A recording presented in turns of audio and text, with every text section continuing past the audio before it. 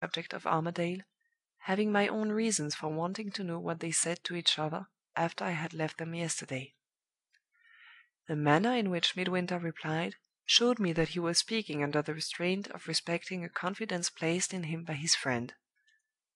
Long before he had done, I detected what the confidence was. Armadale had been consulting him, exactly as I anticipated, on the subject of the elopement. Although he appears to have remonstrated against taking the girl secretly away from her home, Midwinter seems to have felt some delicacy about speaking strongly, remembering, widely different as the circumstances are, that he was contemplating a private marriage himself. I gathered, at any rate, that he had produced very little effect by what he had said, and that Armadale had already carried out his absurd intention of consulting the head clerk in the office of his London lawyers. Having got as far as this, Midwinter put the question which I felt must come sooner or later. He asked if I objected to our engagement being mentioned, in the strictest secrecy, to his friend. "I will answer," he said, "for Allan's respecting any confidence that I place in him; and I will undertake, when the time comes, so to use my influence over him as to prevent his being present at the marriage, and discovering, what he must never know, that my name is the same as his own. It would help me," he went on, "to speak more strongly about the object that has brought him to London, if I can requite the frankness with which he has spoken of his private affairs to me, by the same frankness on my side." I had no choice but to give the necessary permission, and I gave it. It is of the utmost importance to me to know what course Major Milroy takes with his daughter and Armadale after receiving my anonymous letter; and, unless I invite Armadale's confidence in some way, I am nearly certain to be kept in the dark.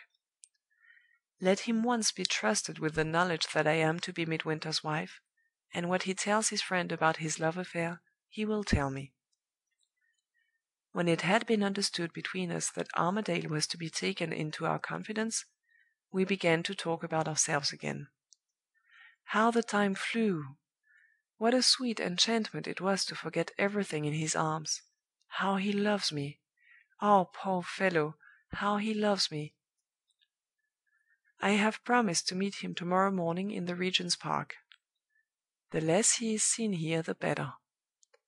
The people in this house are strangers to me, certainly, but it may be wise to consult appearances as if I was still at Thorpe Ambrose, and not to produce the impression, even on their minds, that Midwinter is engaged to me. If any after inquiries are made, when I have run my grand risk, the testimony of my London landlady might be testimony worth having. That wretched old Bashwood! Writing of Thorpe Ambrose reminds me of him. What will he say when the town gossip tells him that Armadale has taken me to London in a carriage reserved for ourselves? It really is too absurd in a man of Bashwood's age and appearance to presume to be in love. July 30th. News at last! Armadale has heard from Miss Milroy.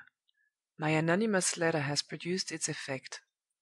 The girl is removed from Thorpe Ambrose already, and the whole project of the elopement is blown to the winds at once and forever. This was the substance of what Midwinter had to tell me when I met him in the park. I affected to be excessively astonished, and to feel the necessary feminine longing to know all the particulars. Not that I expect to have my curiosity satisfied, I added, for Mr. Armadale and I are little better than mere acquaintances, after all. "You are far more than a mere acquaintance in Allan's eyes," said Midwinter. "Having your permission to trust him, I have already told him how near and dear you are to me." Hearing this, I thought it desirable, before I put any questions about Miss Milroy, to attend to my own interests first, and to find out what effect the announcement of my coming marriage had produced on Armadale. It was possible that he might be still suspicious of me, and that the inquiries he made in London, at Mrs. Milroy's instigation, might be still hanging on his mind. "Did Mr. Armadale seem surprised," I asked, "when you told him of our engagement, and when you said it was to be kept a secret from everybody?" "He seemed greatly surprised," said Midwinter, "to hear that we were going to be married. All he said when I told him it must be kept a secret was that he supposed there were reasons on your side for making the marriage a private one." "What did you say," I inquired, "when he made that remark?"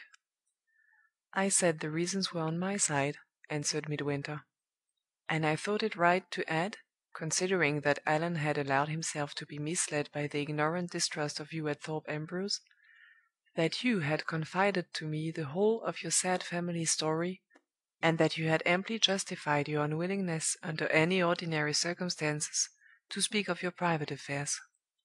I breathed freely again. He had said just what was wanted, just in the right way. "Thank you," I said, "for putting me right in your friend's estimation. Does he wish to see me?" I added, by way of getting back to the other subject of Miss Milroy and the elopement. "He is longing to see you," returned Midwinter. "He is in great distress, poor fellow! Distress which I have done my best to soothe, but which, I believe, would yield far more readily to a woman's sympathy than to mine." "Where is he now?" I asked. "He was at the hotel; and to the hotel I instantly proposed that we should go. It is a busy, crowded place; and, with my veil down, I have less fear of compromising myself there than at my quiet lodgings. Besides, it is vitally important to me to know what Armadale does next, under this total change of circumstances, for I must so control his proceedings as to get him away from England if I can." We took a cab. Such was my eagerness to sympathize with the heart broken lover that we took a cab. Part 2.